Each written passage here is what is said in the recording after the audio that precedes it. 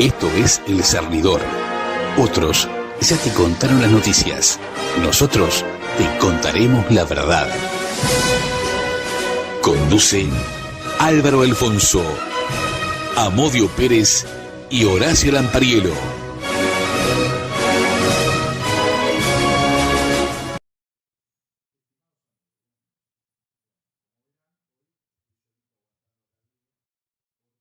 Con faltas justificadas, don Amodio sigue de licencia, igual nos ha mandado un audio.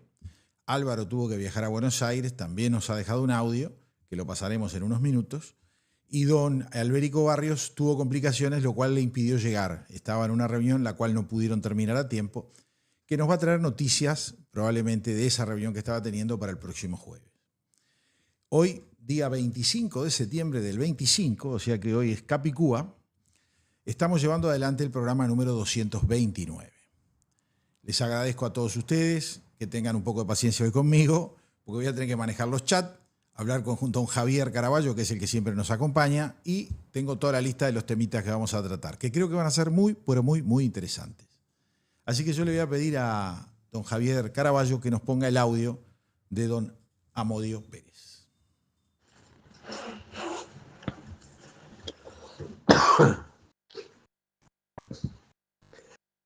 Buenas noches, Uruguay. Dice el diccionario que patético es lo que conmueve profundamente o causa un gran dolor o tristeza. Y qué ridículo es lo que por su rareza o extravagancia mueve o puede mover a risa. Además, ridículo tiene como sinónimos, por si no alcanzara para definirlo, a irrisorio, grotesco, absurdo, anómalo, extravagante, estrafalario, escaso, corto, de poca estimación, pequeño, minúsculo, exiguo, insignificante, mezquino e insuficiente. Haciendo la salvedad de que me estoy guiando por una imagen, por una foto publicada en la que Yamandú Orsi aparece ante un muy reducido grupo de representantes extranjeros en la ONU, todo eso es lo que sentí ante la imagen.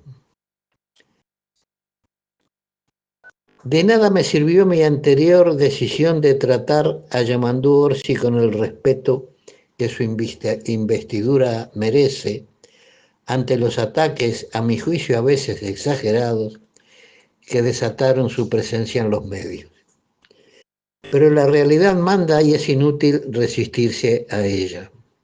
Que los medios afines al gobierno insistan con la formación de ese pretendido grupo progresista en el que aparecen dos connotados presidentes cuestionados por sus vínculos con la corrupción, como son Lula y Sánchez, este último repartiendo bobaliconas sonrisas a los zapateros, mientras actúa con una hipocresía solo comparable a la de Felipe González, me lleva a pensar que el refrán que dice «Dime con quién andas y te diré quién eres» es el fiel reflejo de la sabiduría popular. La pretendida intención de Orsi de rendirle a José Mujica, su mentor político, un homenaje a nivel mundial en lo que otrora fue la sede de la organización que velaría por la paz mundial y hoy es el fiel reflejo de los intereses que gobiernan el mundo, en su momento me produjo indignación. Sabido que Mujica interpretó, hay que aclarar que a la perfección, a un personaje creado por su socio en la debacle del MLN, Eleuterio Fernández Huidobro. El Pepe, ese personaje mezcla de filósofo de boliche, charlatán de feria, vendedor de crecepelos o redendorista capaz de venderte el paraíso siempre que aportaras unas monedas en la bolsa del charlatán. Hay que reconocerle a Niato que luego de tantos intentos fallidos para que alguno de sus proyectos le saliera tal cual sus deseos, recordar el plan Hipólito, el hipopótamo, el collar e incluso el plan Tatú, pergeñado por su socio de toda la vida, Raúl Sendic Antonaccio, el del Pepe fue todo un éxito. Contó, lógicamente, con la claque necesario, es verdad, tanto desde los medios de comunicación como desde la academia, que repitieron y repiten como loros una historia falsa, en la que Mujica aparece como lector de los clásicos griegos, consumado pianista, sagaz estratega, político y floricultor en sus ratos libres, siempre y cuando se entienda que ser floricultor sea incursionar en terrenos vecinos, apoderarse luego de lo ajeno y luego venderlo en la feria de Villa Biarritz, como confesaran sus socios de entonces. Mujica supo siempre que nunca fue lo que se dijo de él. No hay más que leer sus palabras al inicio de Comandante Facundo, en donde reconoce que la historia que se cuenta se parece bastante a lo que quiso ser. Mujica supo siempre que su personaje no fue nunca el que se contó. Basta con recordar sus declaraciones, las que hemos leído en El Cernidor, en las que con total detalle dice, vamos a lo concreto, en uno de sus pasajes, no tiene empacho en señalar a sus compañeros de columna e incluso a su compañera de vida como responsables de acciones que él, de forma piadosa, trató de impedir. Mujica supo siempre que el Zonal 4, en el que revistó su ex socio Jorge Zabalza, fue el embrión del MPP y que se financió con los robos, menudeos de droga y algún contrabando de autos con Paraguay que llevaron adelante quienes luego formaron su guardia personal. Mujica supo siempre que lo que dijo Rodríguez Casanova en su libro Historia de una tupa banda es verdad, y que él y el niato recibían en el bar Pedrín un porcentaje de los asaltos. Mujica supo siempre que su fama, como la de otros, se sostuvo mediante el pacto que el MLN mantiene todavía hoy con los tenientes de Artigas. Mujica supo siempre que fomentó la corrupción, contribuyó a socavar la educación, que fomentó la pérdida de los valores del trabajo y del estudio, que como gobernante dejó hacer al grito de inviertan, inviertan, y que ante el fracaso de sus iniciativas permitió que otros pagaran sus culpas. Extranjerizó la tierra al máximo y les regaló a sus amigos muchos de los millones que él y sus socios venezolanos estafaron con el cuento del Fondo Artigas Bolívar. Por último, no puedo dejar de recordar su patético abrazo cuando me dijo, la negra se entregó para salvarnos. Hipócrita, y que luego permitió que la llamaran cobarde. En fin, alguien tiene que decirle a Orsi de una buena vez que deje de hacer el ridículo y no ofrezca más estos espectáculos tan patéticos. Buenas noches y hasta pronto. Estimados amigos, como vieron, las palabras de Amodio hoy eran hasta con enojo propio, porque yo recuerdo que en varios programas, a los pocos meses que había comenzado este gobierno, que yo conozco bastante bien a Orsi porque yo trabajé en la Intendencia de Canelones hasta el 2023, integré el sindicato de ADIOM Canelones, me tocó pelearme con Marcos Carámbula, intendente, Orsi, secretario general, cuando un 31 de diciembre echó a 600 empleados de la Intendencia de Canelones, algo muy parecido a lo que está pasando en Salto ahora. Pero el caso era peor. Esa gente hacía 5 años que trabajaba, 10 años que trabajaba. Pero tanto Orsi como Carámbula decían que eran ñoqui. Los tipos ganaban 3.500 pesos. ¿Me entienden? En el 2005. 3.500 pesos y los acusaban de ñoqui. Cuando vino el frente en el 2005 a Canelones, la intendencia, los ñoquis que hubieron, porque hubieron ñoquis, nadie los niega, yo los denunciaba, esos ñoquis no estaban, porque no eran tarados de quedarse a esperar que estos los embocaran en la salida. Bueno, Orsi siempre te decía todo que sí y no arreglaba nada. Y yo le decía a Modio, mirá que lo conozco, sé cómo es, te dice todo que sí, va, pa, te da un abrazo, ¿cómo está fulano? Especialista en relaciones públicas, pero no resolvió un problema. Por supuesto, lo agarran 2 o 3 periodistas hoy y lo hacen aire al hombre, porque él no hacía muchas entrevistas en aquella época, solo hacía las que estaban programadas, que se las programaba Martín Les, que había sido periodista de Canal 10 y estaba como asesor en la parte comunicacional de la Intendencia, de Marcos Carámbula. Y él era el que coordinaba, entonces se la daban a los periodistas, yo no diría compañeros, porque habían algunos que no eran votantes del Frente, pero que eran proclives a acompañar y hacerle las preguntas blandas, porque, no sé, recibirían publicidad de la Intendencia, no lo sé, o porque eran flojitos nomás, capaz que eran porque eran flojos, pero había un montón. Y yo le decía estas cosas a Modio, y a Modio te decía, no, pero mirá que hay que darle tiempo. Y bueno, yo esperaba equivocarme, esperaba que hubiera madurado, porque yo siempre dije, vos podés poner un payaso de presidente de un país de la República, de cualquier país, pero el tipo cuando tenga el poder de presidente, o sea, lo que puede hacer la firma que vale la de un presidente, el tipo ese se va a rebelar. Y yo veo que el hombre no se está rebelando, es doctrinal a lo que le dice. Y creo que ese es el dolor que tiene Amodio. La verdad que me arrepiento, o que yo esperaba, mejor dicho, de equivocarme en esta situación. Pero bueno, es lo que hay.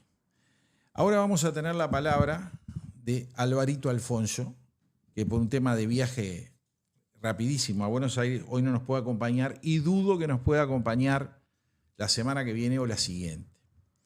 Pero está todo bien, está todo controlado, va por el tema del documental a Buenos Aires y están esos temas.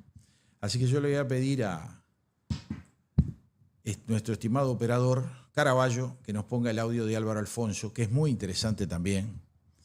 Las palabras de ellos dos son, realmente a veces nos hacen razonar, porque uno a veces por la velocidad que le pone a las cosas no razona como debe, no lo hace en debido tiempo y forma, y ellos nos lo hacen hacer. Saludo a la audiencia del Cernidor.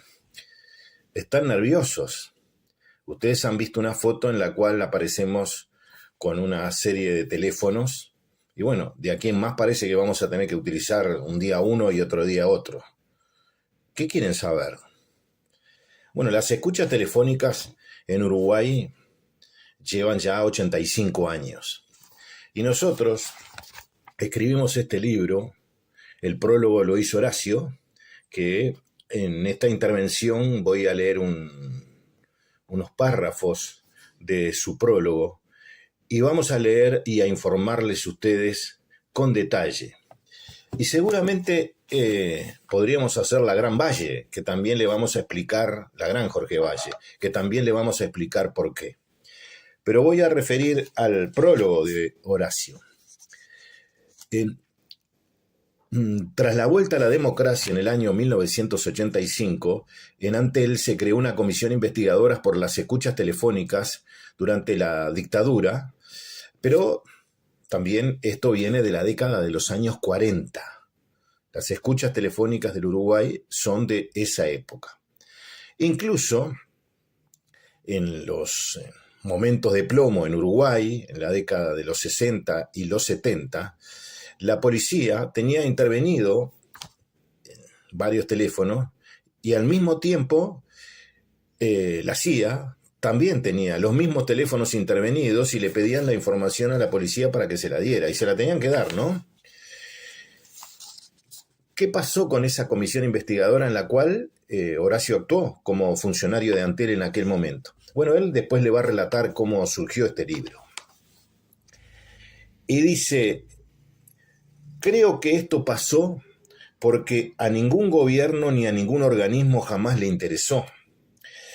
¿Cuántas intervenciones telefónicas y a quiénes se le hicieron en nuestro país?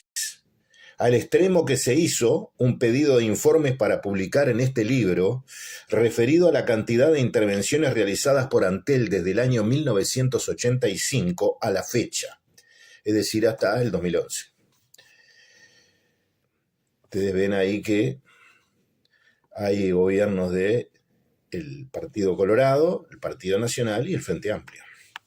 Se pidieron discriminadas por año. Recordemos que esto lo puede solicitar cualquier ciudadano por ser información pública al amparo de la Ley de Transparencia 18.381, aprobada en el periodo del expresidente Tabaré Vázquez, y se obtuvo un no, el no está con mayúscula, porque fue un no con mayúscula, por respuesta. Pues al entender de Antel, al dar dicha información, se violaría la privacidad de la comunicación. Y eso que se hizo hincapié en el pedido en saber solo la cantidad y no el detalle de a quién, ni por qué, ni mucho menos el contenido de la conversación. Viva la transparencia. Nos gustaría en algún organismo se encargara de auditar estos temas entre quienes solicitan y los ejecutan la intervención. Pues como siempre, lo que falla aquí es el control. Mi gran pregunta, dice Horacio, y preocupaciones con respecto a la seguridad que tenemos como derecho de ciudadanos. Y esto sigue hoy y se ha ampliado, ¿no? Con este panorama, dice Horacio, ¿no le parece que no tenemos cómo saber si aún se siguen cometiendo estos atropellos a nuestra privacidad? Este es un derecho humano preciado, de esos que estamos tratando de defender. Lo invito a sumarse a esta causa, porque parece que fue preciso que pasáramos por la oscuridad para valorar la libertad. Pero no cualquier tipo de libertad, sino aquella que viene del espíritu y nos muestra la luz. Y como todo debe salir a la luz, es que se cuenta lo que sucedió. Ojalá sirva para explicarle a Juan Pueblo. Yo creo que solo la verdad traerá algo de paz. El prólogo es de Horacio Lampariello de este libro. Bueno, y yo le decía a la Gran Valle, nosotros ahora podríamos llamar, en realidad en el Uruguay no tiene por qué ser el gobierno, ¿no? Puede ser una agencia de inteligencia, puede ser un loco en una casa que se quiera escuchar lo que se habla y quiera saber. Pero lo llamativo es que esto viene hace muchos años y se ha acentuado en estos días. Después que salió el video del documental Bacacay 3570. Y podemos hacer la Gran Valle, ¿no? Que la vamos a relatar. Pues nosotros podríamos llamar a los que supuestamente pueden estar escuchando y decirle, soy fulanito de tal, como hizo Valle, que se lo voy a leer. Así empieza este libro, además del prólogo, ¿no? Viernes 12 de septiembre de 1980, hora 9:15. La campanilla del teléfono sonó 3 veces. Secretaría del Ministro del Interior, respondió con tono impersonal el funcionario policial que jamás imaginó atender una llamada de ese interlocutor. Buenos días, señor, saludó cortésmente un hombre del otro lado de la línea. Buenos días, retribuyó amablemente el oficial que se identificó con su grado, nombre y apellido. Mire, habla Jorge Valle. Usted sabe quién habla, porque usted me está escuchando, y como me está escuchando, sabe quién soy. Acometió con sarcasmo el entonces proscripto líder de la lista 15 del Partido Colorado, una de las colectividades fundacionales del Uruguay. La dictadura uruguaya estaba en pleno apogeo. En poco más de 2 meses se disponía a plebiscitar la Constitución de la República con la oposición de la mayoría de los políticos. Estamos hablando del año 1980. Pese al régimen de sección, el policía quedó paralizado tras las palabras pronunciadas por quienes en menos de 20 años después, el 1 de marzo del 2000, ocuparía democráticamente la presidencia de la República. El pesado silencio se quebró cuando Valle petó: mire, le transmito mi deseo de conversar con el señor ministro, el general Manuel Núñez. El policía no salía de su asombro. Bueno, en realidad con Horacio lo conocemos, ¿no? Efectivamente era el encargado de procesar las conversaciones del teléfono intervenido de Valle, que vivía en esa época en el residencial barrio de Pocitos. Entonces nerviosamente registró el pedido de Valle en la primera hoja que tuvo a la vista. Bien, señor, lo llamaremos a la brevedad, dijo el oficial. Tras los saludos de rigor, cortaron la comunicación. Y tenemos que ver ahora el comienzo de estas escuchas telefónicas en Uruguay. Los servicios secretos que probablemente gobiernan los destinos de la humanidad hace más de 60 años, dice en la página 13 de este libro, La vida de nosotros, controlada por ellos. Los servicios secretos que probablemente gobiernan los destinos de la humanidad hace más de 60 años sin que la mayoría de la población del globo se percate, también invadieron la intimidad de los uruguayos. Montevideo, al igual que la mayoría de los capitales del mundo, no escapó a la llamada Guerra Fría, protagonizada en un mundo bipolar por los modelos capitalista y comunista, liderados por los Estados Unidos y la desaparecida Unión Soviética. Uno de los elementos centrales de la disputa fue el espionaje telefónico. El 17 de diciembre de 1940, las llamadas líneas de vigilancia, escuchas, comenzaron a funcionar en el ámbito de la Jefatura de Policía de Montevideo. Más tarde, a fines de la década del 40, una de las misiones después de la Segunda Guerra Mundial fue detectar actividades financieras de grupos vinculados a los nazis a pedido del Fondo Monetario Internacional, utilizando un rudimentario sistema que ya se había puesto en funcionamiento para reprimir el juego clandestino. 2 décadas después, la CIA jugaría un papel preponderante en la creación de la Dirección Nacional de Información e Inteligencia de la Policía Uruguaya, que profundizaría las escuchas telefónicas. El proyecto nació durante el gobierno del Partido Nacional 1963-67 y se plasmó en la administración del Partido Colorado entre 1967 y 1972. La policía uruguaya, con el apoyo logístico y material de la CIA, vigiló las actividades del Partido Comunista en el Uruguay y otras organizaciones políticas. La KGB, el servicio secreto de la SEC-URSS, competidora de la agencia estadounidense, contaba con el apoyo de líderes locales para combatir las operaciones de la CIA en Uruguay. No olvidemos que los ortodoxos comunistas uruguayos respondían a rajatabla a los lineamientos internacionales de la política impartida en el mundo del Partido Comunista de la Unión Soviética. Y de ahora voy a pasar al año 2000. En una entrevista para este libro también del entonces senador y después ministro de Defensa Nacional, Eleuterio Fernández Huidobro. ¿Qué dijo Huidobro sobre las escuchas telefónicas en Uruguay? En ese momento, Huidobro estaba en la oposición. Afirmó: sí, yo me siento controlado, eso ni que hablar, como cualquier político uruguayo. Tenemos los teléfonos intervenidos, tenemos microfonados los lugares donde nos movemos, nos siguen, controlan nuestros movimientos, pero no es coronita ni privilegio de un ex Tupamaro. Me parece que debe haber senadores y diputados blancos a la vez que también les escuchan las conversaciones, los siguen.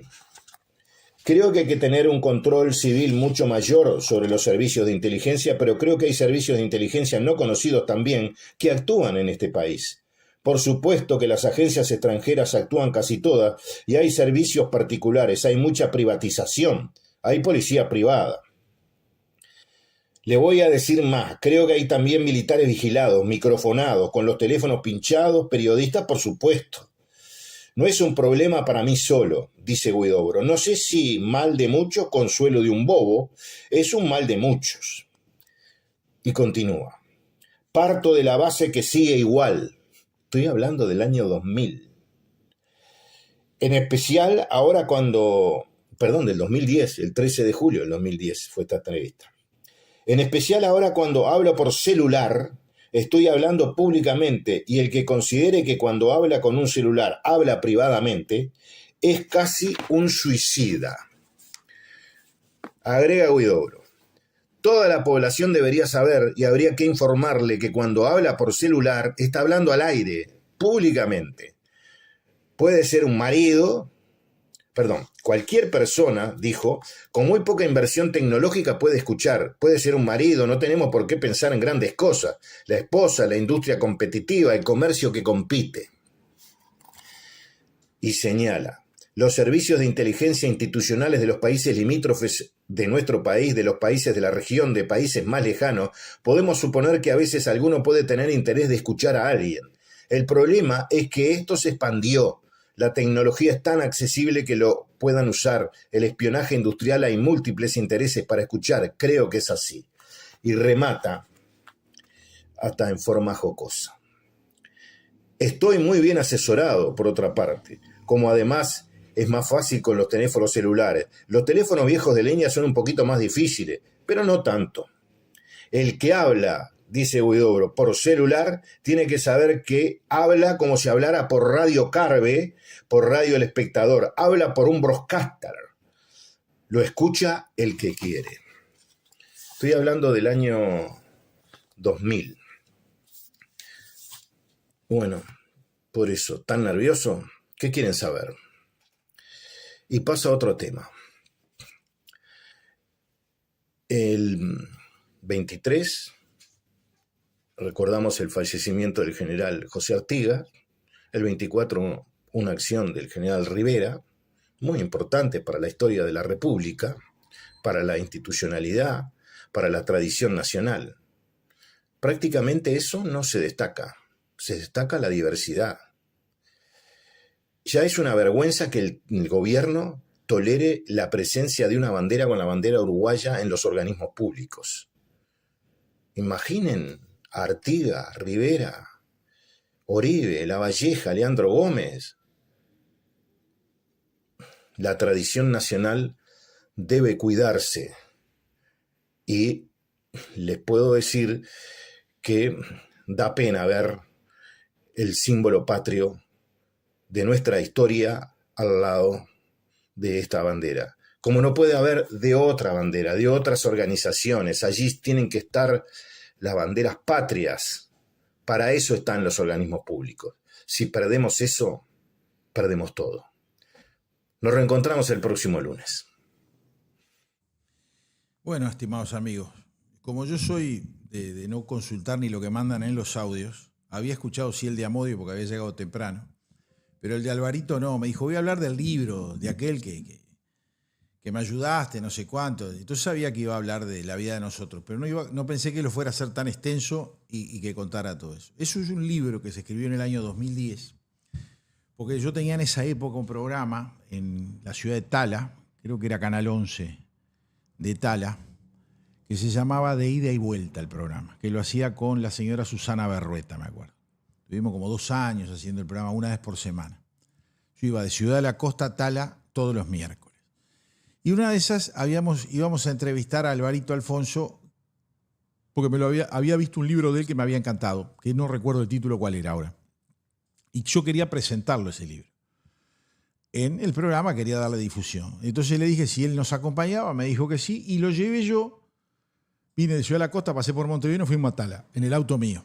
Un auto Renault 18 viejo que tenía, pobrecito, pero el tipo nunca me dejó a pie.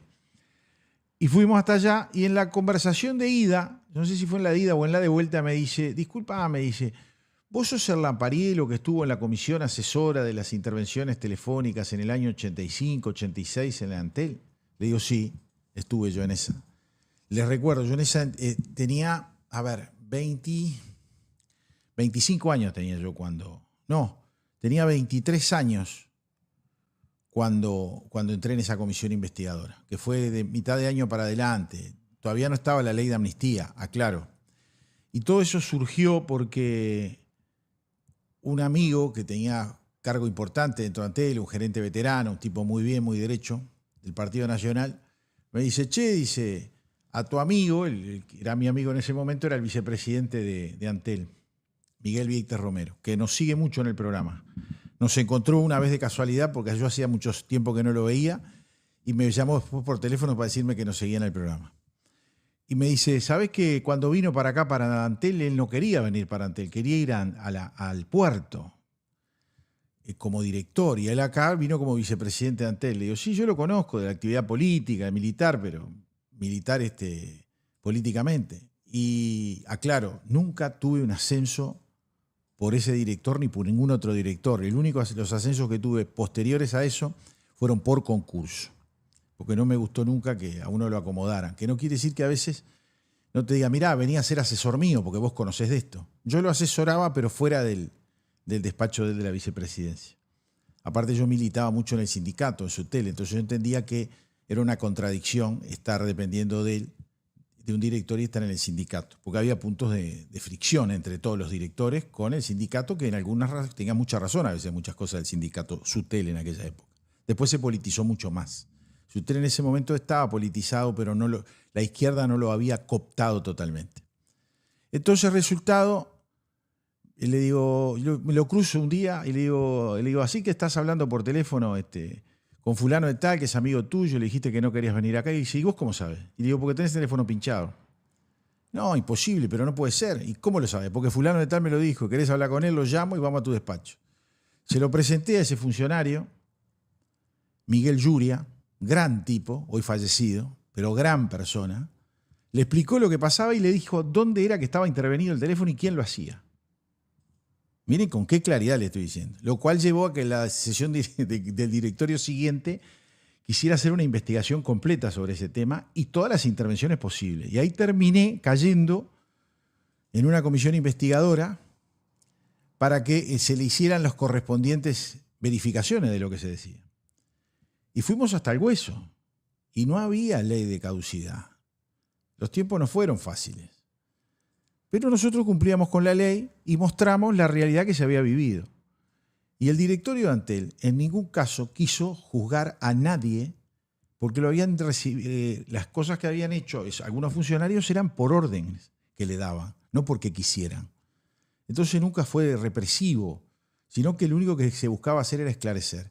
Y en base a eso, Álvaro había obtenido una copia a través de la familia del ingeniero Ulises Anaya, que era el director del Frente Amplio del 85 al 89 en Antel, una copia de las conclusiones. Y en esas conclusiones habían hojas mías, firmadas por mí. Entonces él me las mostró y me dijo, ¿esto es tuyo? Lo miré y digo, sí, esto es mío. ¿Y cómo lo obtuviste? De esta forma, esta forma, de esta forma. Mira qué bien. ¿Y qué pasó? Y no, y quiero escribir un libro. Y le miré, calculé los años, había prescripto todo, yo ya no trabajaba en Antel hacía muchísimos años. Digo, no hay problema, vamos a hacerlo. Y en base a eso fue que salió el libro La vida de nosotros, que es imperdible. Y una cosa que también dije en el prólogo, que es genial, ¿cuál es la pena por intervenir teléfonos en el Uruguay? Porque es una falta, es un delito. Bueno, ¿saben cuál es la pena? Una multa. Pinchá todos los teléfonos que quiera que te ponen una multa en URs, pero no muy grande, bajita. ¿Eso por qué es? Porque el Estado es el primero en pinchar teléfonos. Entonces dirá, bueno, pero el Estado tiene que hacer eso sí, con orden de un juez. No porque se le ocurra a uno, que se le ocurra al otro. Porque el gran problema que hay, que con las claves que existen hoy en la tecnología que tiene Antel, o tienen las otras empresas de comunicaciones, se pueden pinchar cualquier teléfono. Teniendo 20 líneas telefónicas en una oficina, la podés convertir en líneas de datos, no de internet, de datos de Antel. Y en vez de levantar un tubo y hablar por teléfono, vos lo que haces es programar la central para que te desvíen a esas líneas cualquier comunicación que esté en el territorio de la República. Como lo puede hacer cualquiera que tenga las claves de acceso, también lo pueden hacer organismos internacionales, embajadas, que piden dentro de su embajada, póngame 20 líneas que necesito tener acá, y Antel se las va a colocar, y después acceden, porque cosas que pasaron cuando terminó el proceso cívico-militar fue que se extraviaron lo que se llamaban valijas. Las valijas eran notebook, que en esa época no existían los notebooks, eran computadoras que iban dentro de eran muy modernas para aquella época, dentro de una maleta chica, y con eso se conectaban a cualquier línea telefónica y la convertían en líneas de datos para poder acceder a las centrales madres que estaban, por lo menos en aquella época, en San Martín y Vilar de Bo, lo que es la central Aguada. Siempre fue el nodo, porque todas las líneas internacionales pasaban por ahí. Y bueno, eso fue más o menos la historia. Vino bien recordarla, me hizo acordar de varios temas. Alvarito, que yo hace tiempo que pasó este libro, fíjense que es 2010. Y el título era La vida de nosotros, intervenciones telefónicas en el Uruguay desde época tal hasta puntos suspensivos. Y les garantizo, en ese libro llegamos hasta la de Vázquez, hasta el periodo de Vázquez. Fue muy interesante. Se vendió muy bien en aquella época. En algunas oportunidades nos habían quedado algunos libros, creo que no nos quedan más ya de ese, y habíamos regalado acá cuando se hicieron las ventas de los libros, se regalaron varios. Y por ahí terminamos con el tema del mensaje que nos mandó Alvarito. Después tengo ahora yo otro tema que quería hablar, que es el protocolo que tiene instaurado el Ministerio del Interior, las jerarquías del Ministerio del Interior con el Poder Judicial, referido al tema de la violencia doméstica. Y voy a relatar un caso particular que lo conozco, de una persona amiga, que tuvo diferencias con su pareja porque la persona era obsesiva, absolutamente obsesiva. Entonces lo terminó denunciando porque le amenazaba, le gritaba, yo no sé si le pegaba o no, pero era excesivamente grotesco lo que hacía. La acusaba de que salía con otras personas, la mujer es una santa, la verdad, uno que la conoce hace años se da cuenta, y el hombre era todos los días una ursimónica distinta. Resultado, va al juzgado, le ponen la famosa tobillera, a ella le ponen el aparatito para saber si la tobillera se acerca o no, y ¿saben qué pasa? Todos los días el hombre rompía el protocolo porque la llamaba por teléfono, le dejaba mensajes grabados, le decía cualquier tipo de insulto, pasaba por la puerta, se paraba en la esquina, donde ella trabajaba iba y armaba escándalos. Perdió el trabajo por culpa de ese señor. Ella iba al juzgado, mostraba las grabaciones que el señor le dejaba y el juez lo único que hacía era siempre lo mismo, no modificaban nada.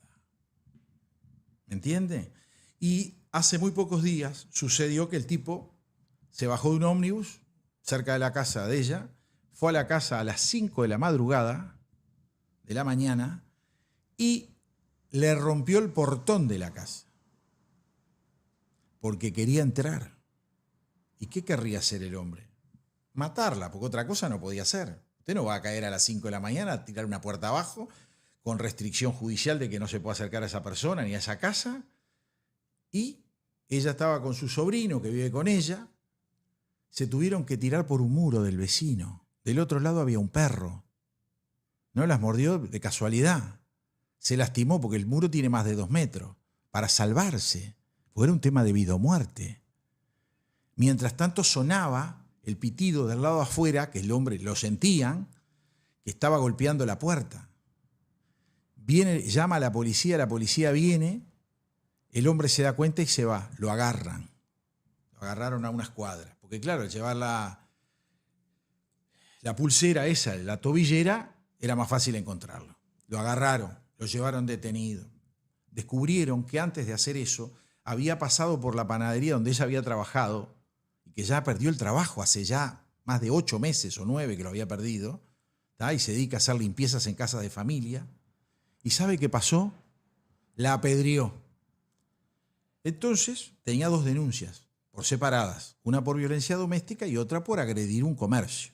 El dueño del comercio hizo la denuncia, mostró cámaras, las imágenes del tipo tirando piedra, todo. ¿Sabe qué hizo el juez de violencia doméstica? El juez de violencia doméstica le puso seguridad a ella, una policía femenino adentro de la casa y un patrullero afuera. Y al hombre le dijo que mantenía la restricción, pero estaba libre, que siguiera trabajando. Él trabaja en la construcción. Entonces la presa era ella, no él. ¿Me entiende lo que le estoy diciendo? Entonces ella, llorando, entre otras cosas, le muestra un audio que le había mandado hace unos días, que no había tenido la oportunidad de mostrárselo al juez, en donde le decía, se ve que vos te acostás con el juez ese para que te dé bolilla y me pongan la pulsera. Le demostraba que el tipo está loco. No, la presa era ella porque le pusieron una femenina. Ella le dijo, mire, yo me anoté para los jornales solidarios, dice, y salí sorteada, dice, tengo que ir el miércoles.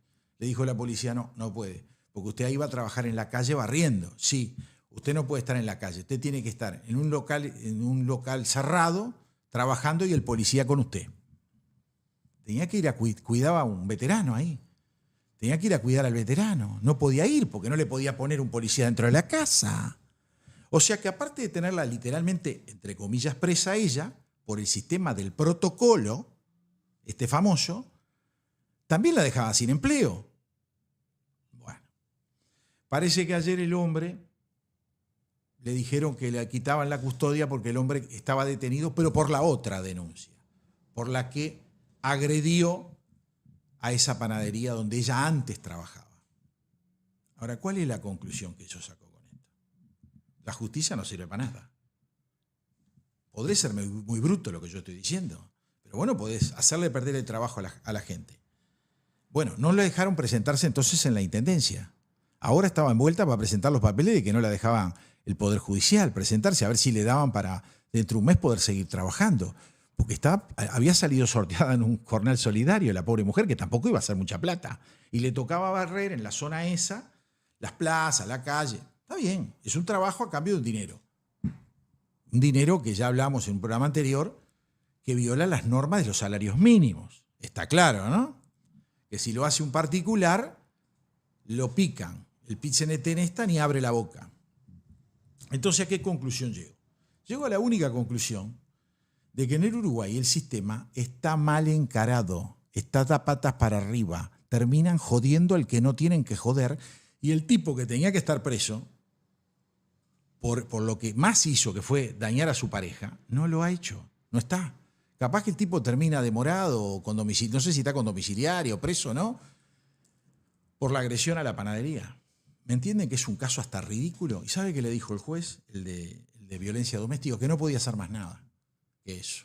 Digo, pero ¿cómo no va a poder hacer? ¿Qué esperan? ¿Que te mate? Te destruyó la puerta de tu casa. Quería entrar, como fuera. La policía lo vio, sacaron fotos, todo. La policía se portó correctamente. Eso es muy importante. Porque en una situación tan jorobada para esta persona, por lo menos tenía la compasión de la policía femenina, que le tocó tener varios días dentro de la casa, y del patrullero que tenían afuera. Entonces un día, después de esto, le pregunto a un policía amigo, le digo, ¿esto es así el protocolo? Y me dijo, sí, Horacio. Dice, ¿vos te acordás que en la ciudad de la costa estaba Radio Patrulla de la Costa, de Canelones? Sí, le digo yo, pero no está más. ¿Y sabes por qué no está más? Dice, porque los tenían a todos cuidando por violencia doméstica, a las mujeres, le ponían un patrullero en la puerta. Entonces, ¿qué pasaba? Los policías que estaban ahí no ascendían, porque no trabajaban, si los tipos estaban todo el día tomando mate frente a la puerta de una casa. Entonces, le digo, ¿qué pasó? Y pedían traslado, y cuando se quedaron sin gente, cerraron Radio Patrulla de la Costa, me dice. ¿Usted sabe que me tuve que reír? Porque lo que le estoy diciendo me lo dijo un tipo que sabe, que está indignado con esta situación, que es policía, pero es policía aparte de conciencia, no es por la necesidad, la plata. Ese tipo quiso ser policía hace muchos años y lo logró. Así que este tema a mí me produce mucha molestia, como digo siempre, pero mucha. Pero no es el único que tengo con el Poder Judicial. Ahora quiero hablar de un tema de un periodista amigo como Javier Bonilla, que allá por el año 2020 denunció a una oficial de policía activa en aquel momento, que publicaba fotos contra el plebiscito anterior a de Larrañaga. ¿Se acuerdan aquel plebiscito de la baja de imputabilidad, anterior a cuando estaba, que lo impulsó Larrañaga? Bueno, esta policía andaba con los pañuelos, haciendo política. Se sacaba foto con Bonomi, con Mujica, con la señora de Mujica, ¿no? Ella militaba políticamente, pero no solo, uno puede ir y votar, el policía tiene total derecho de ir a votar, pero no puede militar políticamente porque lo dice la ley. Esta señora lo hacía normalmente, pero normalmente. Entonces él lo denuncia en un programa de Neri Pinato, Estado de Situación, lo denuncian en el 2020 en la radio, creo que estaban en Oriental en aquella época, no recuerdo bien si era Oriental o no estoy seguro bien, pero creo que era Oriental. Entonces lo denuncian al extremo que la senadora Bianchi lo levantó y lo reprodujo porque entendía que era totalmente válido la denuncia que había hecho. Pero ¿qué resulta ser? El ministerio sanciona a la oficial esta porque entendió que tenía razón la denuncia, que correspondía sancionarla. Pues bien, la señora le hizo un juicio a varios oyentes del programa que repitieron esa noticia en las redes sociales y a Javier Bonilla. Muy raro. A Neri Pinato no se lo hizo. No lo entiendo por qué, porque era el director del programa, era el que lo llevaba adelante. Capaz que la mujer le tuvo miedo, no sé. A Javier Bonilla y a otros más lo llevó adelante. Muy bien. Cuando pasa eso, inteligentemente, aparentemente, la abogada de esta oficial que termina renunciando a la policía, ¿Está bien? Hace otra denuncia a nivel del juzgado de paz. ¿Por qué lo hacen en el juzgado de paz? Porque querían plata. Y empiezan en el 2020, 2021, vino la pandemia, lo reflotaron. En aquel momento el defensor de él fue Viana, el doctor Viana, un tipo muy, muy importante, un gran abogado. ¿Qué hizo? La jueza en aquel momento desestimó el tema y lo mandó a archivar. Ahora que ganó el frente, lo volvió a pedir que lo abriera. ¿Sabe qué le decía el juez a Bonilla, a Javier Bonilla? Tiene que arreglar. Porque si usted no arregla, es peor. Fíjese que esta mujer va a seguir apelando, dice. Y por ahí le sale más caro. Ahora, yo pregunto, ¿los jueces no están para ser imparciales? ¿O ahora lo único que falta es que defiendan a uno o a otro? Y presionen a uno o presionen a otro. Y le digan, no, arregle. A ver, usted baje un poco. No pueden ser, tienen que ser imparciales. Ellos no pueden opinar sobre qué está bien o está mal. ¿Entienden lo que yo les digo? Y tengo anécdotas de esas de tipo personales de hace un montón de años atrás en Ciudad de la Costa, que no vale la pena ni recordarlas ahora porque se nos va el tiempo y el programa viene bárbaro. Entonces, le dijeron a Javier, y le metió un codazo el abogado de él a Javier, y le dijo, tenés que arreglar porque si no va a ser peor. Y el juez le dijo, sí, arregle. Con $700 la deja conforme. Y yo si estoy en el lío ese le digo, mire señor juez, no aguanto más. Pero Javier, que es un tipo que no es millonario, que no tiene plata, que el abogado le costaba dinero, terminó acordando con ellos por $700.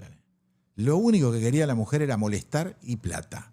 Como le había aflojado ya una de que había difundido en las redes, le había dado plata, no sé cuánta, porque no lo sé, ahí la mujer agarró y se ganó $700. Y el juez lo único que hacía era decir, Bonilla, arregle. No es la función de un juez. La función de un juez es impartir justicia, bajar martillo. Señora, usted tiene razón, o señor, usted tiene razón. Pero no es para andar haciendo el trueque. Saquémonos el juicio de arriba. Que creo que es la política que ha llevado adelante el sistema del Poder Judicial y las fiscalías. No queremos juicios porque demoran mucho. Que arreglen. Y claro, vas a un juicio por plata para arreglar, los dos tienen que ceder. ¿Me entienden lo que estoy diciendo? Entonces cuando dicen que hay justicia acá, es relativa. Ahora me voy al punto número 4, que no sé dónde lo tengo, no, al número 5. Le voy a pedir a Javier Caraballo el tema, habíamos hablado hace unos programas atrás, del tema del tren tram, que tendría que venir de El Pinar hasta Montevideo, y la versión de los ómnibus también, que es la que quiere Salgado, que aparentemente es la que más le gusta a la Intendencia de Montevideo. Y se decía, y se recordó, me lo recordó un oyente, se decía, y lo dijo Álvaro también, de que allá cuando Arana era intendente se había dicho de hacer un túnel justamente para el acceso hasta la Plaza Independencia, pero no por el medio de 18 de julio porque no da abasto. El tránsito, las peatonales y ponerle un tren todavía o hacer un subte. Y bueno, Arana dijo, que es arquitecto, aclaro, lo cual habla que no conoce mucho por lo menos de ese tema, dijo que no se podía hacer porque era muy caro hacerlo y era muy difícil porque estar sobre la cuchilla, 18 de julio es el eje de la cuchilla, ¿no? Entonces que no correspondía, que no se podía hacer, punto. Y un televidente me dijo, Horacio, eso no es verdad, está mal. Explicó incorrectamente. Hoy sale baratísimo hacerlo. Antes había que hacer los subtes a cielo abierto. Había que romper todo, construir y tapar. Ahora es al revés. Es mucho más barato. Es hacer el túnel con una tuneladora, se llama, que va comiendo el granito, la piedra, y va dejando todo armadito y lo va armando. Si querés te mando un audio y un video. Mandame, que nunca está de más mejorar la información mía y la de los televidentes. Así que le pido que ponga eso. Buenas tardes. Días pasados, Álvaro Alfonso hizo un comentario acerca de las dificultades de construir cualquier excavación en Montevideo debido al suelo rocoso. Y eso me dio pie para presentar este material que por espacio de 4 años desarrollamos en una diversidad de rubros, por decirlo así de alguna manera, pero siempre en la extracción de piedra, granito, mármol, ya sea en canteras como en demolición, se llama demolición para poder construir encima. Lo hemos realizado en Brasil, en Argentina, Paraguay, en Chile, en Bolivia, España y Portugal. Bueno, la metodología para tales efectos es muy sencilla. Se practican perforaciones con un equipamiento adecuado para tal fin y luego se prepara una argamasa mezclando agua con un producto denominado malta expansiva. Ello es vertido luego en esas perforaciones y así de esa manera al cabo de unas horas se produce el corte sin ningún tipo de efecto nocivo ni peligroso, como muchas veces ocurre con los explosivos. Tal como se aprecian en las imágenes, se puede hacer una inimaginable gama de cortes de acuerdo a la operativa de la obra.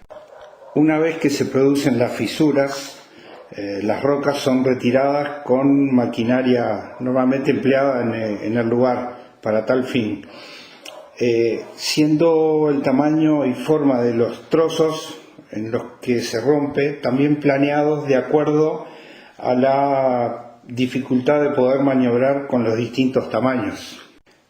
Sin duda todo es planeable, porque una cosa es la extracción de grandes bloques de granito o mármol de los bancos en las canteras para un posterior beneficiamiento de los mismos, y otra cosa es picar roca para una ulterior construcción en donde allí ni la forma ni los tamaños en los que se extraiga tiene gran importancia. Como se puede ver en las fotografías, una vez que se cuela el producto, las otras actividades que se desarrollan en la obra se pueden realizar con absoluta normalidad, sin ningún tipo de riesgo ni para los operarios, ni el equipamiento, ni las construcciones linderas, como es el caso del empleo de explosivos. No siempre las tareas en canteras permiten comodidades como en una oficina o en un taller. Muchas veces hay que improvisar algún tipo de reparo, como el que se ve en las fotografías siguientes. Bueno, muy distinto es cuando damos aula, como lo hemos hecho en algún tiempo en la Universidad de Recife, en donde hay carreras que preparan técnicos para los trabajos de explotación en las distintas tareas que se realizan en la minería.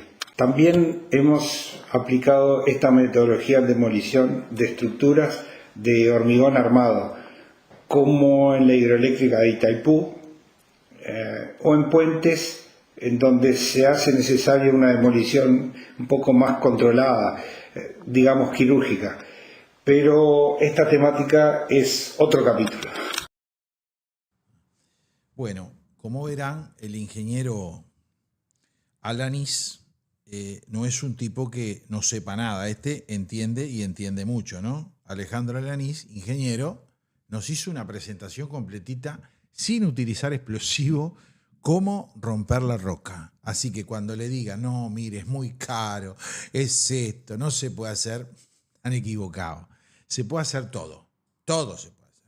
Y él me dijo, porque es un televidente que sigue nuestro podcast, porque me dice Alvarito el otro día, che, tenemos que difundir que es un podcast. Le digo, mira que lo hacemos, le digo, tenemos el cartel ahí atrás. Lo que pasa es que no tenía la costumbre, para mí era un programa de televisión. Yo estaba chocho de la vida que era en televisión. Pero salimos por las redes sociales, entonces tenemos que hacer un podcast. Entonces, el hombre acá nos explicó claramente cómo nos matan a mentira. Todo eso para decir después, no podemos poner un tren tram, tenemos que poner un ómnibus, un salgadito chico que venga. ¿Me entienden cómo es el negocio? Es terrible. Pero yo voy a leer algunos mensajes que nos están llegando. Dice acá el 575 de Heber. Buenas, acá al firme mirando el programa, arriba. Eso que contaste es muy fuerte, pobre mujer. Y es verdad. Mire que no modifiqué nada de lo que les acabo de decir. Fui preciso con lo que le pasó a esa señora. Es una inmoralidad el sistema. El 069. ¿Es cierto lo de las llamadas y que no se puede dar información a personas ajenas de ninguna del Estado? Sí, si no tienen poder del titular. Es verdad, pero ¿sabe qué pasa?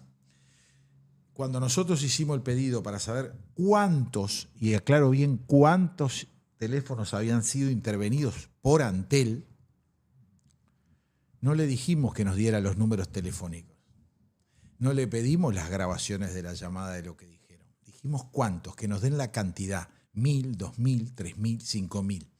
Porque ¿qué pasa? ¿Por qué habíamos hecho ese pedido que fue negado? Inteligentemente negado. Porque Antel tiene que tirar un comando que se le llama desde las computadoras centrales, donde diga, indíquenme en todos los teléfonos que estuvieron intervenidos, o sea, duplicados. Te tira el listado y te va a decir el número que fue, o la cantidad, el tiempo que estuvo y con qué cable lo habían hermanado, a dónde lo habían mandado la señal. Luego pensábamos pedirle al Poder Judicial que dijeran cuántos habían autorizado.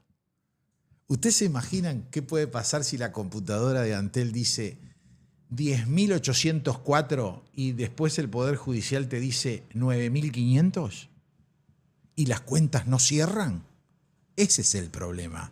E inteligentemente no nos dieron la cifra porque no sabían si nosotros íbamos a pedirlo al Poder Judicial y el Poder Judicial capaz que lo daba. Ese es el gran lío, porque las computadoras no la podían manejar después. Cuando vos le haces un pedido de información pública sobre el pucho arriba, le complicás la vida. Es importante eso. Nosotros pedíamos cantidad, no número a quién, ni de dónde, ni cuál fue la conversación. Que eso sí sería algo inadecuado. Ni tampoco preguntábamos quién había dado la orden. Se supone que son todas legales. Se supone. Acá nos dice el 990, dice, entrando en transmisión como siempre, gracias por estar allí, don Amodio no le tiró con el código, lo hizo con el diccionario de la Real Academia Española. Eso mismo pensé yo, no me recordaba el diccionario, pero le dije a Javier, en este lo arruinó, tiró con todo al Pepe, lo acomodó al Pepe y a Orsi y a todo lo que andaba cerca. Respecto a las escuchas, dice, hay que ser respetuoso y cuando se descuelga y antes de colgar, saludar a todos. Un poco de ironía para sobrellevar estas situaciones. Claro, eso era lo que hacía. A ver, hay una de las entrevistas, de las intervenciones telefónicas a Jorge Valle. Yo obtuve los originales de las transcripciones. Ustedes dirán, ¿cómo lo conseguí? Bueno, mire, un oficial que era muy joven cuando estaba trabajando en el Ministerio del Interior, que estaba en la Secretaría del Ministro del periodo cívico-militar, y era el encargado de las transcripciones esas, no de las transcripciones, tenía otras personas que las transcribían y él las recolectaba y se las daba al ministro.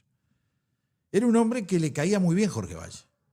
Y cuando llegó el final del periodo previo a la democracia, el comienzo de la democracia, le dijeron que tenían que quemar todo. Y el hombre hay cosas que no las quemó porque las miraba y decía, yo no puedo quemar esto. Por ejemplo, había una intervención telefónica que está publicada en el libro, que era entre Jorge Valle y Traverso, creo que era, ¿tá? El periodista Traverso. Entonces Traverso le dice, doctor, ¿y usted cuando quiere que el gobierno se entere de algo, gobierno de la dictadura, ¿no? Usted que está proscripto y no puede hablar. Ah, muy simple, le dijo. Levanto el teléfono y se lo digo a un amigo. La tenía tan clarita el tipo. Y esa transcripción, este hombre dijo, yo no puedo quemar esto, dice. Y se la guardó. Después él siguió un tiempo, él dejó de pertenecer a la policía, pero después tuvo relacionamiento con la policía, en un cargo importante. Y un día, cuando ve que estábamos para escribir este libro, me dice, vení Horacio, tomá, antes que la tire a la estufa y la queme, guardá la voz. Y cuando la leo me quería morir. Digo, ¿pero vos tenías esto? Sí, Horacio, era imposible quemar esto. Porque aparte era hincha de Jorge Valle, era votante de Jorge Valle. ¿Está bien? Porque tenían algunas virtudes los militares en la época de la dictadura. Ellos no preguntaban mucho, ellos querían que fueran eficientes. Y este tipo era un oficial de esos que se había recibido poco menos que con honores. ¿Está bien? Entonces, tipo, lo respetaban. Pero el hombre tenía su corazoncito, el hombre era vallista. Eso no quitaba que no quisiera a los guerrilleros, a quienes atentaron contra la democracia. Eso no se la podían sacar por ningún lado. Después tengo acá el 383 que dice, muy bueno el programa, muy interesante, le agradezco. Lo estamos haciendo solo, así que los aplausos son solo para mí hoy. Dice, remando solo hoy, bueno, estamos acá haciendo el aguante, el 989, el 857, Horacio, muy buena definición la de Amodio, y yo agregaría, emulando a los españoles, ofrecía espejitos de colores. No estás solo, tenés la audiencia de tu lado, Hugo de Almeida. Muchas gracias, Hugo. El Squad 629, estoy en un rato, se ve que te viene demorado y nos avisan que lo va a escuchar en diferido. Acá me dice, le agradezco la deferencia que se tome la molestia de contestar, coincido con usted que en la interna estamos orgullosos de la palabra y permanentemente la usamos. Seguramente me equivoqué y le pido disculpas, sigan adelante con vuestra incuestionable objetividad, atento salud. Esto sabe por qué viene el teléfono terminado en 7063. Yo el otro día hablando me referí a los militares, digo, porque los milicos. Y yo sé que, y ahí me lo hace ver el televidente, dice que puede ser interpretado en forma despectiva. Y le dije, mire, no es mi caso. Y le voy a explicar por qué no es mi caso. Porque la definición de milico viene de la época de los españoles, de la milicia. No es despectivo. Desde mi punto de vista no es despectivo. ¿Que hay personas que lo hacen en forma despectiva? Sí. Igual le pedí la disculpa del caso, le digo, voy a tratar de corregirme para que no sea malinterpretado. Porque lo menos que quiero hacer es molestarlos. Porque digo, acá la postura nuestra es decir cuál es que nosotros creemos que es la verdad. Y nos podemos acertar o equivocar, pero bueno, es lo que hay. Acá Noemí nos agradece por el programa. Muy buenas noches, Noemí de Lezica. Y ahora le voy a pedir, vamos a entrar en el tema, por decirlo de alguna forma, presidente de la República. Porque le empezó a pegar don Amodio y yo dije, esto lo voy a dejar un poco para el final, porque si la cosa viene aburrida, poco menos le saco alguna alegría a la gente. Hay una entrevista que se ha difundido poco de Canal 4 con un periodista de Canal 4 que fue enviado a Washington, que fue enviado a Naciones Unidas, a la Conferencia de Naciones Unidas. Y es una entrevista que le hicieron a Orsi. Y yo quiero que escuchen y estén atentos a lo que dice Orsi y cómo lo dice. Porque por lo menos Mujica tenía la cancha de decirte, como te digo una cosa, te digo la otra, pero la disfrazaba. Este hombre no la puede disfrazar. Realmente ese es el gran tema. Y es una pregunta interesante, nosotros lo planteamos.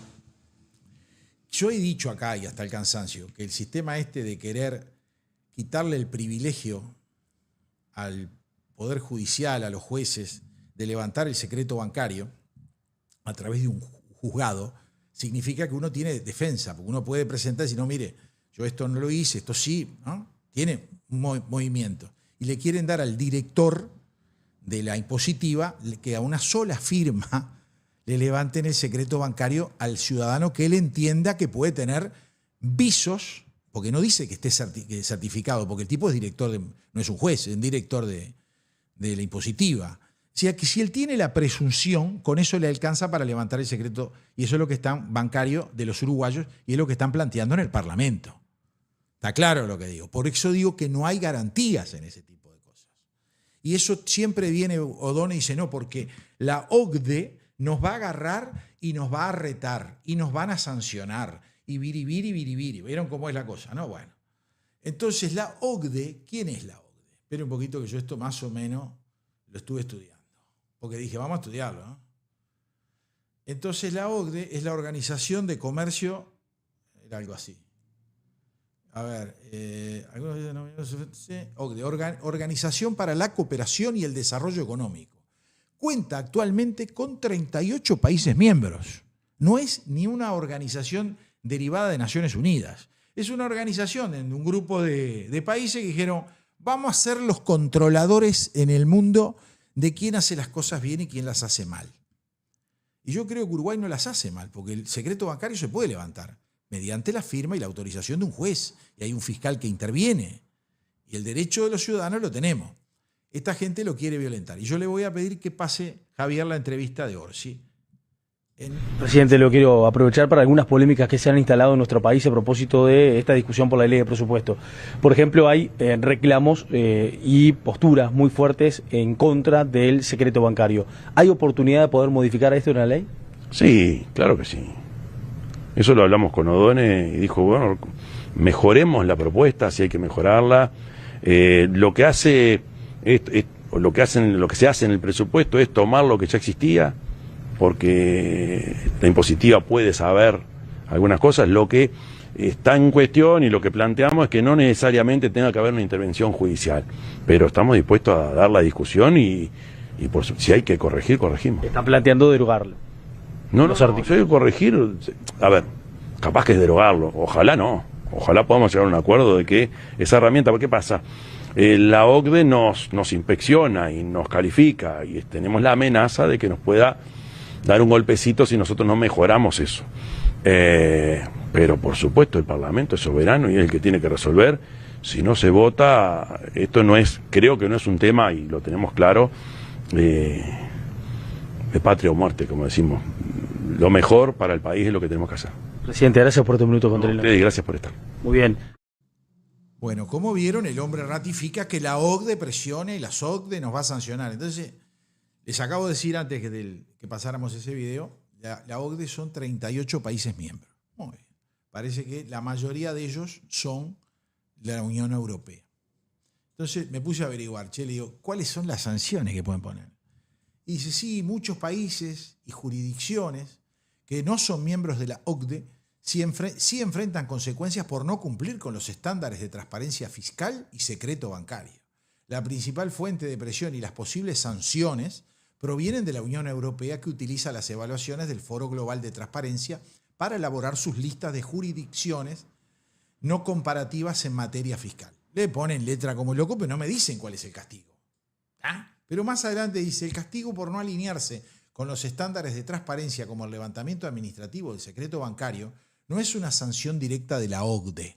Ya no hay sanción directa porque no te la pueden dar, sino de la Unión Europea y sus Estados miembros. Muy bien.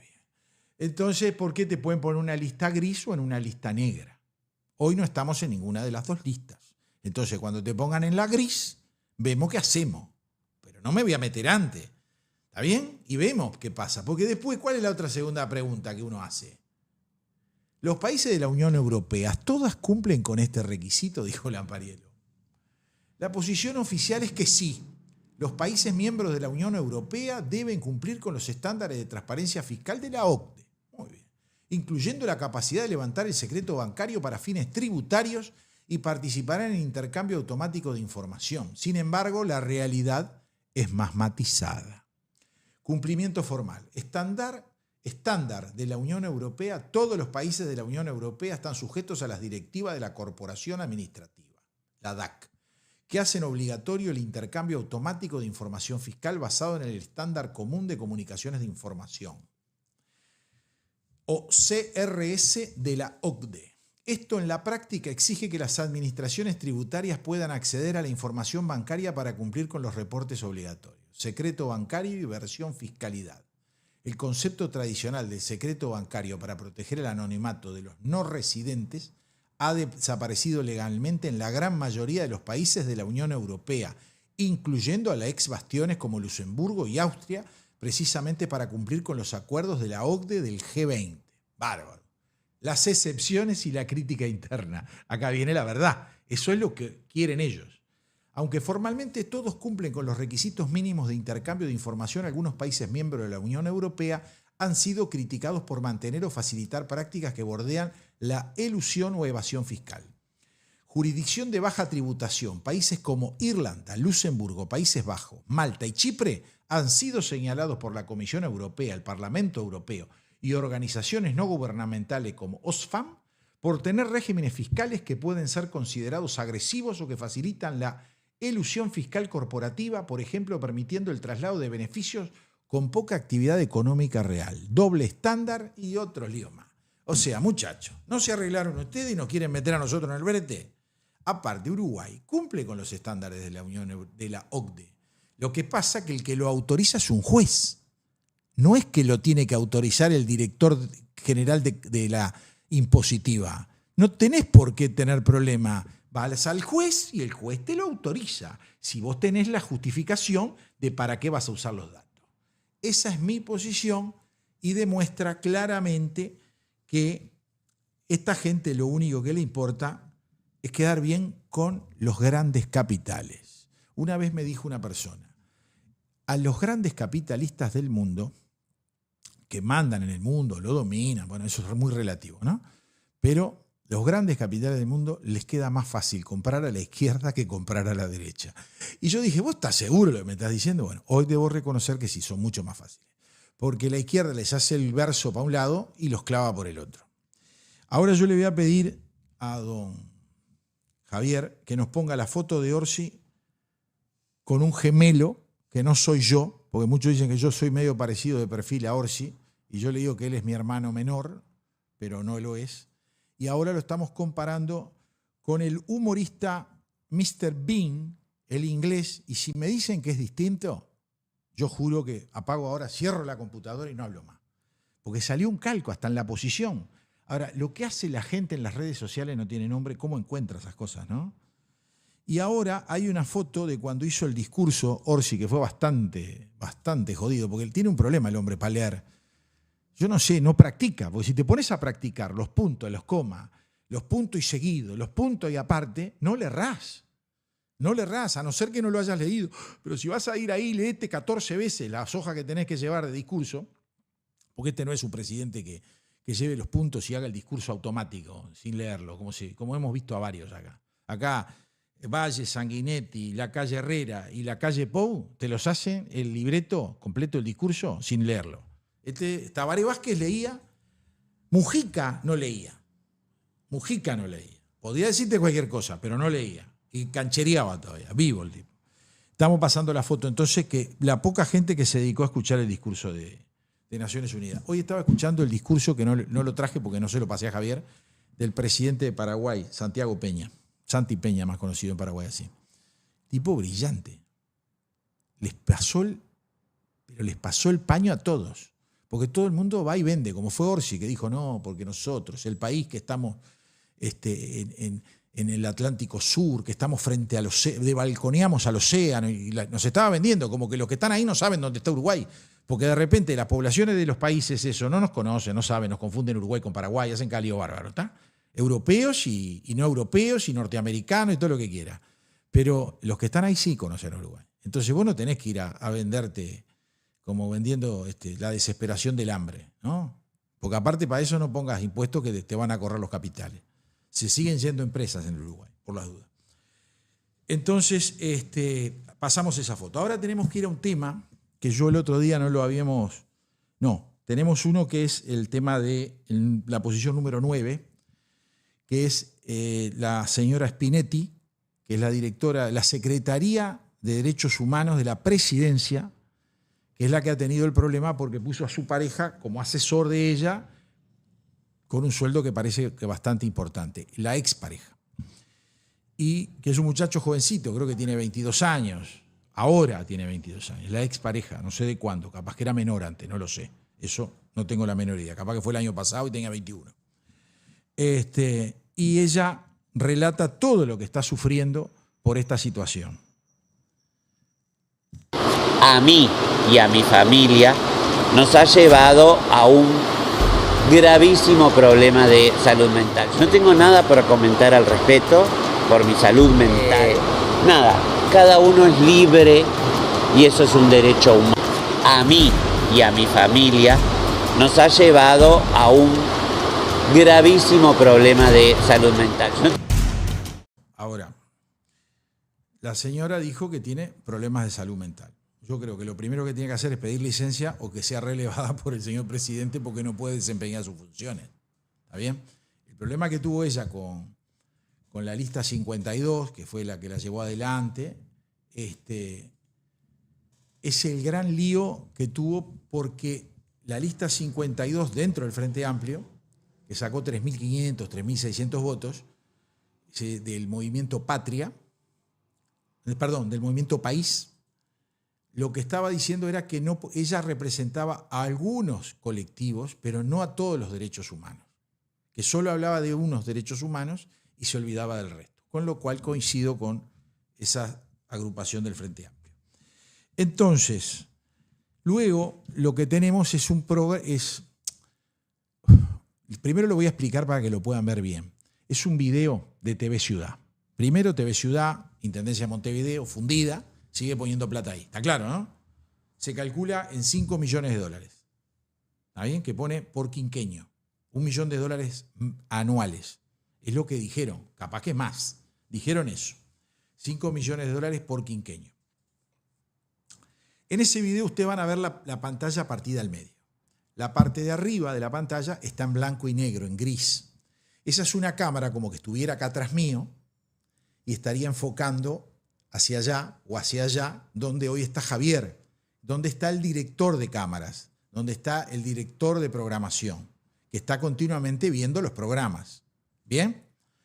Después hay una cámara frontal, que es la que le sale a usted, el televidente, que se ve de la mitad hacia abajo. Esto es una edición que se armó porque había una cámara ahí adentro y se ve que la gente de TV Ciudad no aguantó lo que vio y lo tuvo que tirar hacia afuera. ¿Bien? Y llegó a las redes sociales. Y es totalmente verdadero. No se ve en otros canales, sale en las redes sociales. No lo va a ver en Canal 4, 10 ni 12 porque es espantoso lo que yo les voy a mostrar. Yo lo que les voy a mostrar es que en determinado momento una de las personas que trabaja, está en las secretarías, en espectáculos impulsados por la señora Spinetti, está contando y empieza a relatar sus sentimientos personales, cómo lo tratan, cómo lo usan, dice. A mí me usan en el Frente Amplio, porque es por votos. Y cuando dice eso, hay que observar la cámara de atrás que está remarcada con círculos rojos en determinado momento, cuando alguien sale y le hacen los gestos de que corten el programa. Los estaban censurando. Y ellos que están de este lado, micrófono abierto, por TV Libre, por TV Ciudad, expresan lo que están pasando. Eso es la censura que pone el Frente Amplio en los canales que domina. Este es el caso del canal de televisión de la Intendencia de Montevideo, que lo que tendrían que hacer es cerrarlo. Porque la Intendencia primero se tiene que preocupar por la iluminación, por la basura, por el mantenimiento de las veredas y el mantenimiento de las calles, por los semáforos, y luego, si le sobra plata, hace cultura, como dicen ellos. No, la cultura hay que hacerla igual. No podés hacer la cultura, si no tapaste lo primordial, que son los cometidos de un intendente. Eso es lo que yo digo. Vamos a verlo y lo vamos a pasar 2 veces porque vale la pena. Y hay una cuestión que yo siento un montón y que tiene que ver con el partido también, porque uno también hay que hablar de eso, que está bueno que siempre al principio, bueno, somos un partido abierto y vamos a integrar a todas y a todos y a todos, entonces traemos a tal y cual no sé qué, entonces miren qué bien cómo ponemos en un lugar determinado a cierta persona, claro, porque les sirve políticamente, pero a la hora de quedó en evidencia como a la hora de dejarla trabajar, de dejarla hacer su labor, de dejar hacer lo que tiene que hacer, ahí le aparece el machiruleaje, el verticalazo, y a esta hay que sacar, la primera que hay que sacar, y a esto hay que no sé qué, y ahora, entonces, nos utilizan a nosotros como un medio, y ¿qué? No. ¿Qué? No. Bueno, lo que sé, yo hablo de afuera, yo no conozco nada. Yo lo que veo es que se acaban de levantar el programa. Yo lo que veo... Bueno, pero yo qué sé, es lo que uno ve de afuera. Yo lo veo así, ¿qué querés que te diga? Yo apoyo el frente, yo voto el frente. Yo apoyo el frente, yo voto el frente. Yo apoyo el frente, yo voto el frente. Yo voto el frente, yo quiero el frente. $500.000 Pero bueno, pero es una cosa pública. Listo, dale. Y hubiese hecho el yago, se llevaron gente de la comunidad afro, tambores, y se salió a decir, se llevaron gente de la comunidad afro, tambores, y se salió a decir, Bueno, nos vamos a un cortecito y volvemos con más tenemos